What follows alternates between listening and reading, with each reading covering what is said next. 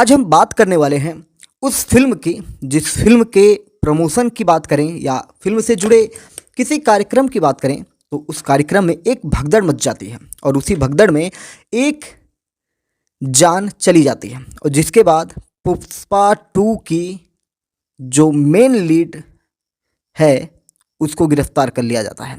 यानी कि अल्लू अर्जुन को हैदराबाद में उनके जुबली हिल्स वाले बंगले पर अचानक पुलिस पहुंचकर उनको गिरफ्तार कर लेती है। क्या है सारा मामला आपको डिटेल में बताएंगे और किस प्रकार से उनकी गिरफ्तारी होती है, कैसे जेल जाते हैं और कैसे जमानत पर छूटते हैं और शाहरुख खान के एक केस से या शाहरुख खान का नाम लेकर इनको जमानत कैसे मिल गई या इनका केस कैसे विड्रॉ हो सकता है, उन सारी चीज़ों के बारे में डिटेल से जानेंगे। एमपीएस हिंदी पर नए हैं तो चैनल को सब्सक्राइब करके daily current affairs news analysis के लिए हमारे साथ जुड़ सकते हैं। एमपीएस हिंदी एक भरोसे का चैनल है, विश्वास का चैनल है, जहां पर आपको सच्ची और पक्की कहानियां या पक्के करंट अफेयर्स मिलते हैं जो कई जगहों से फिल्टर्ड होकर आप तक पहुंचते हैं। देश की सर्वोच्च उन संस्थानों से, उन वेबसाइट से फिल्टर्ड होकर आप तक आते हैं ये कंटेंट, और ये कंटेंट इतनी आसानी से आप तक नहीं पहुंचते हैं। ये कंटेंट देश की प्रतिष्ठित संस्थानों से होकर ही आप तक पहुंचते हैं और हम जब इसको फिल्टर्ड करते हैं तब आप तक असली कहानी पहुंचती है। फ्लावर नहीं फायर है मैं कहने वाले जेल पहुंच गए। कैसे? पहले हम भगदड़ का पूरा मामला जान लेते हैं। घटना है ये 4 दिसंबर का। 4 दिसंबर को हैदराबाद का एक थिएटर है जिसका नाम है संध्या थिएटर। इस थिएटर में पुष्पा 2 द रूल फिल्म का प्रीमियर रखा गया था और यहीं से सारी कहानी की शुरुआत हो जाती है। पुलिस कहती है कि रात करीब 9:30 बजे यहाँ पर जब प्रीमियर का कार्यक्रम चल रहा था या वहाँ पे भीड़ इकट्ठा हुई थी, लेकिन बिना पुलिस को बताए, बिना किसी परमिशन के अल्लू अर्जुन उस प्रमोशन के लिए पहुँच जाते हैं। और इस भीड़ में एक 35 वर्षीय महिला थी जिनका नाम चलिए हम नहीं बताएंगे। उन महिला ने एक फैंस के रूप में वहाँ पर जाना पसंद किया और वहाँ पर गई, लेकिन जब भगदड़ मचती है तो वहाँ पे धक्का मुक्की में उस महिला का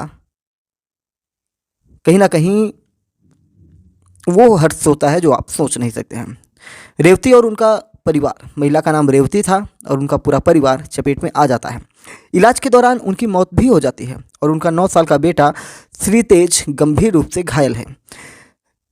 महिला के पति मोगंदमपल्ली बताते हैं कि उनकी बेटी सुरक्षित है। 5 दिसंबर को जब मीडिया रिपोर्ट्स में ये बातें आनी शुरू हुई तो हैदराबाद के चिक्कड़पल्ली पुलिस स्टेशन में एक शिकायत दर्ज हुई। इसमें लिखा था कि थिएटर में इतनी बड़ी भीड़ के लिए पहले से कोई व्यवस्था नहीं की गई थी। एफआईआर में ये भी लिखा गया कि थिएटर का मैनेजमेंट घटना के लिए जिम्मेदार है, जबकि भीड़ के धक्का मुक्की की वजह अल्लू अर्जुन और उनके बॉडीगार्ड्स हैं। 6 दिसंबर को अल्लू अर्जुन ने सोशल मीडिया पर अपनी बातें लिखी। सोशल मीडिया प्लेटफॉर्म एक्स पर उन्होंने एक वीडियो शेयर किया। उसमें उन्होंने बताया कि इसमें अल्लू ने सबसे पहले उस महिला के परिजनों को कहीं ना कहीं त्वरित लाभ देने की बात की और कुछ पैसे, जिन्हें हम 25 लाख रुपए के रूप में जान सकते हैं, 25 लाख रुपए देने का ऐलान किया। और इसी एफआईआर के आधार पर 9 दिसंबर को संध्या थिएटर के पार्टनर एम संदीप, जो संध्या थिएटर के पार्टनर हैं M Sandeep, manager M Nagaraju और कर्मचारी विजय चंदर को गिरफ्तार कर लिया गया था। 12 दिसंबर को अल्लू ने तेलंगाना हाई कोर्ट में अपनी तरफ से एक याचिका डलवाई जिसमें एफआईआर से अपना नाम हटवाने की मांग कर ली गई थी, लेकिन 13 दिसंबर को पुलिस ने अल्लू अर्जुन को उनके घर से गिरफ्तार करके हैदराबाद कोर्ट में पेश कर दिया। कोर्ट ने उन्हें 14 दिन की न्यायिक हिरासत में भी भेज दिया। अल्लू ने कोर्ट के फैसले को हाई कोर्ट में चुनौती दे दी। हाई कोर्ट ने अल्लू को 4 हफ्ते की अंतरिम जमानत भी दे दी। यहीं से सारा सवाल उठता है लॉ एंड जुडिशरी की। लॉ एंड जुडिशरी कैसे उन्हें जमानत याचिका दे दी, क्योंकि उन्हें हैदराबाद की नामपल्ली कोर्ट से 14 दिन की न्यायिक हिरासत मिल चुकी थी पुलिस वालों को।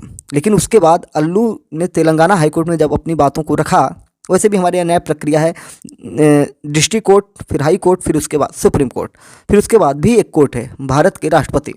तो इस प्रकार से कार्यक्रम आगे बढ़ता रहा और उन्हें अल्लू के जो वकील हैं निरंजन रेड्डी और अशोक रेड्डी ने जस्टिस जुव्वाडी श्रीदेवी के सामने अपने सारे तथ्यों और सबूतों को पेश किया और रेड्डी ने कहा कि थिएटर में घटना के समय अल्लू अर्जुन बालकनी पर थे जबकि भगदड़ नीचे के फ्लोर पर हुई थी। अल्लू के बचाव में शाहरुख खान की फिल्म रईस का जिक्र भी किया गया था।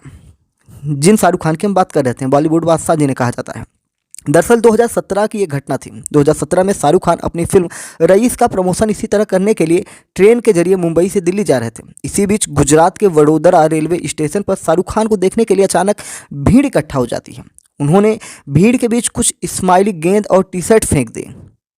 वो अपना प्रमोशन करना चाहते थे, लेकिन उनको ये नहीं पता था कि इन गेंद और इन टी शर्ट को लूटने के लिए या प्राप्त करने के लिए वहाँ पे भगदड़ मच जाएगी। और इस भगदड़ में एक व्यक्ति की वहाँ पे मौत हुई थी और इसके चलते शाहरुख खान पर दूसरों की जान और अपनी व्यक्तिगत सुरक्षा को खतरे में डालने के लिए आपराधिक मामला दर्ज किया गया था। लेकिन अप्रैल 2022 में गुजरात हाई कोर्ट ने केस को खारिज कर दिया था। अल्लू के वकीलों ने कोर्ट में थिएटर मैनेजमेंट का लेटर भी जारी किया। इस लेटर के मुताबिक थिएटर मैनेजमेंट ने 2 दिन पहले ही अल्लू के आने की जानकारी वहाँ के पुलिस प्रशासन को दे दी थी, यानी कि प्रशासन को इसकी जानकारी थी। मैनेजमेंट ने पुलिस से सुरक्षा व्यवस्था की मांग की थी। इसके बावजूद पुलिस ने सुरक्षा का इंतजाम नहीं किया, यानी कि यहाँ पे लूप फॉल्स जो निकल के आ रहा है प्रशासन का निकल के आ रहा है। लेटर पर पुलिस की सील भी लगी हुई थी। हालांकि पुलिस ने इस लेटर को उस समय झूठ बता दिया है कोर्ट में। भाई सब कोई बचना चाहता है। तेलंगाना हाई कोर्ट ने अल्लू को 50,000 रुपये के मुचलके पर कहीं ना कहीं अंतरिम जमानत दे दी है। अल्लू अर्जुन की गिरफ्तारी किस धारा में की गई वो भी आपको बता दें। पुलिस अधिनियम 1861 की धारा 30 के मुताबिक नेता, एक्टर या किसी भी व्यक्ति को इवेंट ऑर्गेनाइज करने के लिए उस इलाके के एसडीएम और पुलिस स्टेशन को एप्लीकेशन देकर परमिशन लेनी होती है। इसके साथ ही ऑर्गेनाइजर्स को इवेंट में आने वाले लोगों की संख्या के हिसाब से मैनेजमेंट करना होता है। एसडीएम से मंजूरी मिलने के बाद एप्लीकेशन उस इलाके के पुलिस स्टेशन को भेजी जाती है। पुलिस इवेंट की जगह पर सुरक्षा व्यवस्था समेत सारे मैनेजमेंट की जांच करती है और इसके बाद ही परमिशन देती है। हैदराबाद पुलिस ने जांच में कहा है कि अल्लू अर्जुन बिना सूचना दिए थिएटर पहुंच गए थे। थिएटर मालिक कह रहे हैं कि भाई हमने सूचना पुलिस को दी थी। दोनों में कौन सही है कौन गलत है तो कोर्ट ही तय करेगा।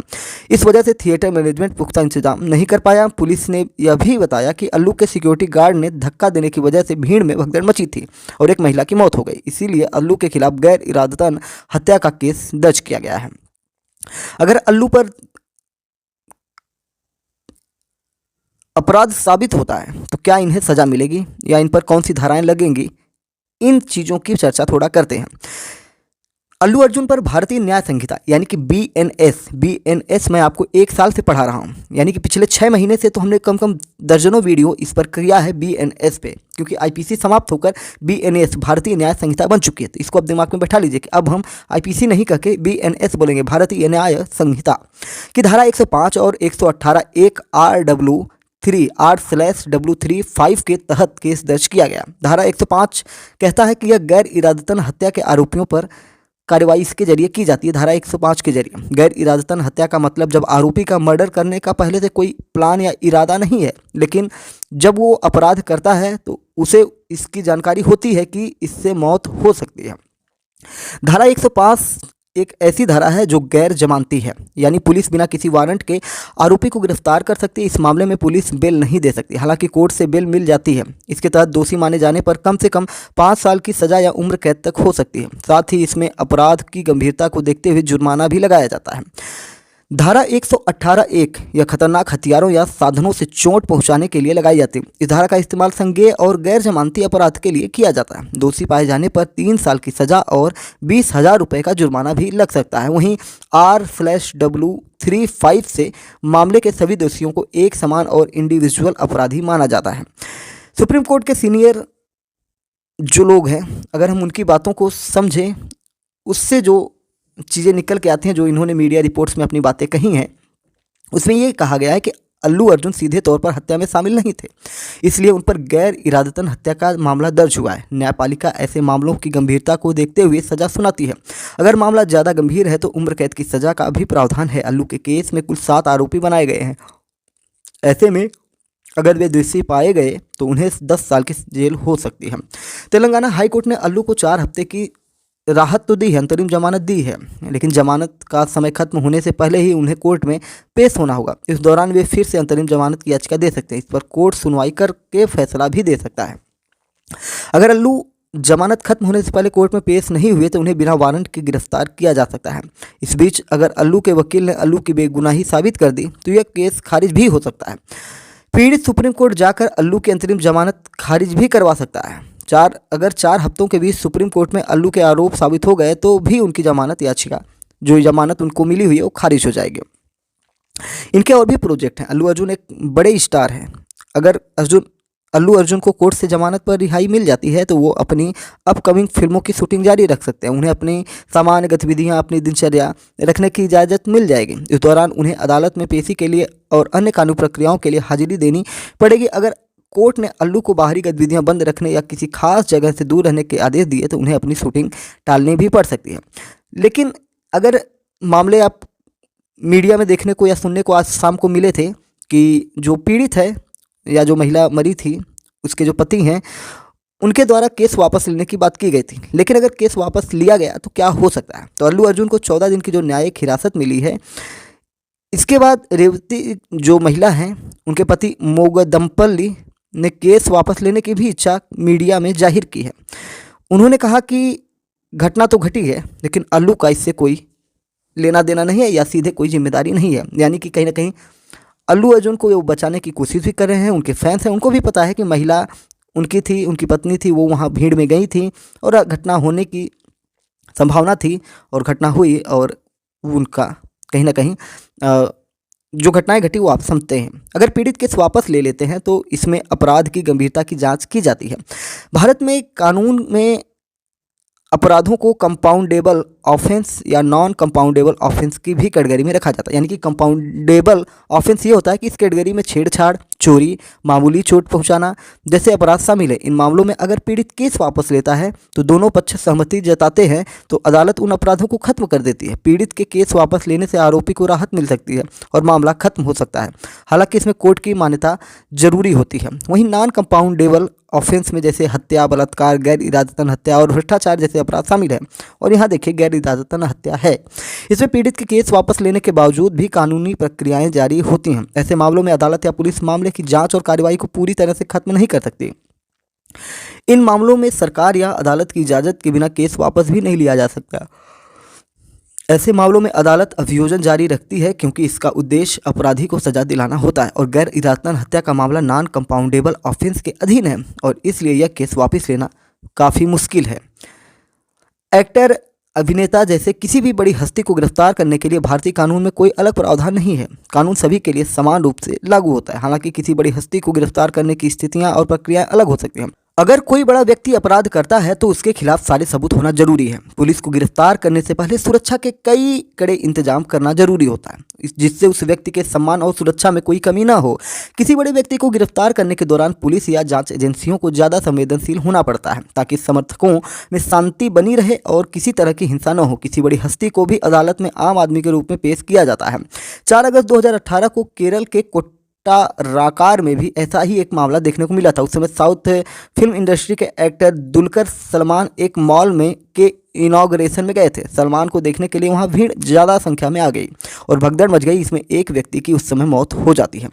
कोट्टाराकारा पुलिस ने मॉल के managing director KI Abdul Rahman के खिलाफ केस दर्ज किया लेकिन दुलकर सलमान पर कोई मामला दर्ज नहीं होता है। 17 मार्च 2013 को तेलंगाना के नानकरामगुड़ा में हुआ था जब साउथ सुपरस्टार जूनियर NTR की एक फिल्म का म्यूजिक रिलीज प्रोग्राम हो रहा था। शाम 7 बजे तक भारी भीड़ इकट्ठा हो चुकी थी। भीड़ ने रामा नायडू स्टूडियो में घुसने की कोशिश की जिससे भगदड़ मच गई। इसमें एक व्यक्ति की दम घुटने से मौत हो जाती है और इस मामले में माजपुरा पुलिस ने कार्यक्रम आयोजकों और फिल्म यूनिट के सदस्यों के खिलाफ IPC की धारा 304A यानी कि लापरवाही से मौत का कारण बताते हुए मामला दर्ज किया था। लेकिन एक्टर पर कोई भी इस केस का असर नहीं हुआ। अब अल्लू अर्जुन के खिलाफ गैर इरादतन हत्या का केस बना हुआ है। जमानत पर वो बाहर निकले हुए हैं और इनकी फिल्म बहुत अच्छा प्रदर्शन कर रही है और इन सारी चीज़ों को लेकर कहीं ना कहीं अब फिल्म पर असर होगा या नहीं होगा तो बाद में देखा जाएगा। लेकिन फिलहाल अभी उनके जीवन में उथल पुथल दिखाई दे रहा है। उम्मीद है कि चीज़ें आपको समझ में आई होंगी। सब पूरी स्टोरी सब कुछ समझ में आ गई होगी। चैनल पर नए हैं तो MPN हिंदी को सब्सक्राइब करना बिल्कुल ना भूलें। जय हिंद, नमस्कार, भारत माता की जय।